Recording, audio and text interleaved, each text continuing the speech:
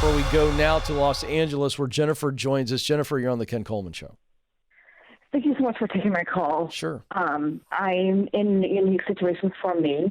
I work full-time for this local school district. I'm a full-time student pursuing a degree in accounting. My long-time goal is to become a CPA, and I also have some bookkeeping businesses on the side. I'm wanting to leave the school district and pursue the bookkeeping aspect to build my business. But I have all three items pulling me at the same time, and I don't know how to set my priorities to where I can transition from the school into getting more bookkeeping clients, if that makes any sense.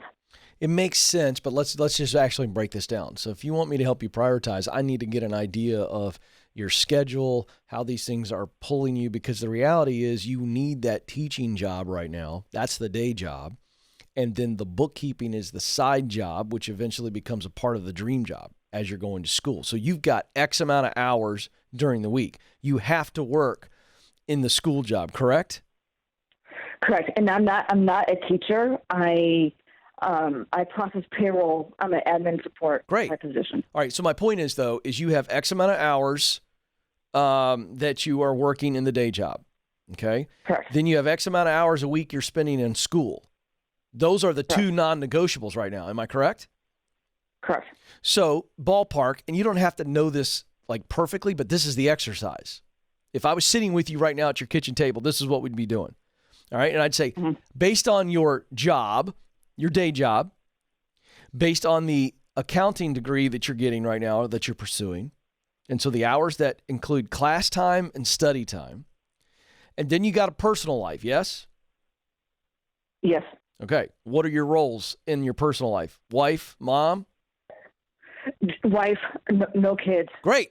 Just wife. That's actually great news right now, right? Right. I love those munchkins, but they take up a lot of time. So now it's just hubs, okay? So now, based on relationship, education, and day job, that's a block of your week. And then we got sleep. Correct. I didn't mention sleep, all right, which is important. So now, how many hours do you think you could give towards doing bookkeeping?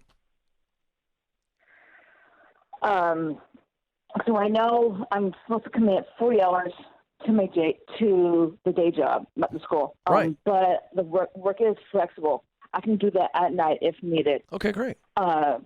Studying, and I'm going to school online. So again, my study habits can be flexible. I have deadlines that are on Sunday. Great. So that the work can be flexible. Good. I can probably commit at least 2-3 hours a day to bookkeeping.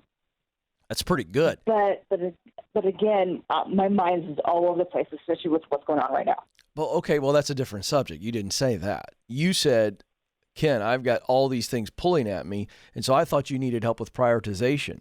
Now I feel like your mind's all over the place with all the stuff that's going on. That's a different deal. Is that fear?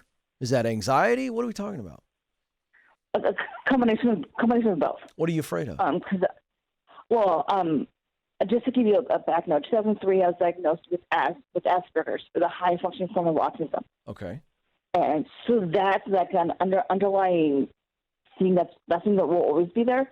But my fear is, what happens if I don't really like the day job? I really want to get out because of some external situations I really can't get into over there. I got you. Yeah. I got you. But my thing is, what happens if I'm stuck at the day job and in a situation I don't like and I have nothing to fall back on? Well, I just don't think that's true. I think that may be the case right now, but I think that you're a really strong person. I mean, dealing with the Asperger's and doing all the things that you're doing, I just can't tell you how much I admire you. I really can't. I mean, you're so strong. You've got this. You can put up with whatever unless you're being physically or verbally abused or it's some, crazy situation, I would put up with the somewhat awkwardness of whatever's going on. I know you can't get into it, but you don't fear for your safety, correct? Correct. All right. So outside of that, the fact that you're such a high functioning person, with the differently abled situation you're dealing with, which makes you brilliant in certain ways, I just think that you can put up with this a little bit longer until you can get a full-time bookkeeping. I wonder if the next step is not you doing bookkeeping on the side. I wonder if you don't just try to transition right into a full-time bookkeeping job. You don't have to have the accounting degree to do that, I don't think. Do you? No. For bookkeeping, no. And for CPA level, yes, but not for bookkeeping. Right, but you're taking steps to get the CPA. So you're already on that path, and bravo to you. I just wonder I think there's two options. Let me just lay it out.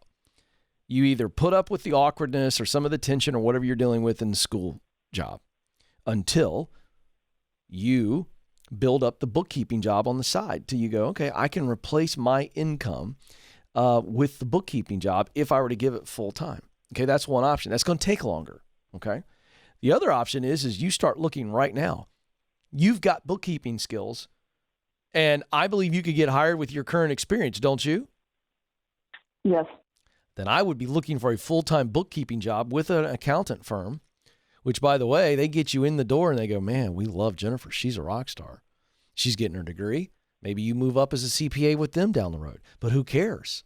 And so I think you have plenty of options, but I guess what I want you to hear is you're worrying about something I don't think you need to worry about, because the reality is there's going to be a lot of small businesses, a lot of people that need bookkeeping services in the days ahead.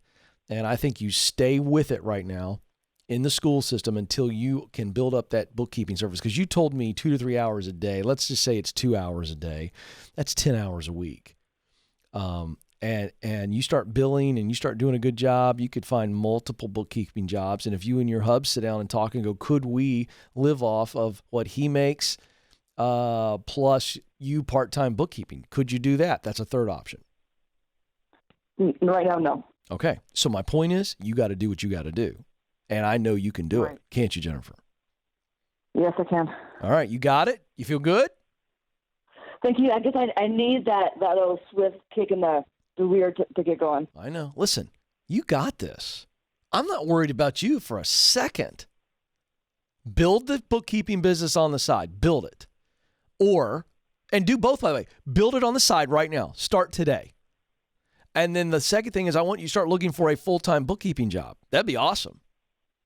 Right. You know? And then tell the school, I'm out. Sayonara. I'm out of here. Hasta la vista. Okay? That's what I would do. So you've got this, Jennifer. Appreciate you calling. You're brave, and you're amazing. And I love her story.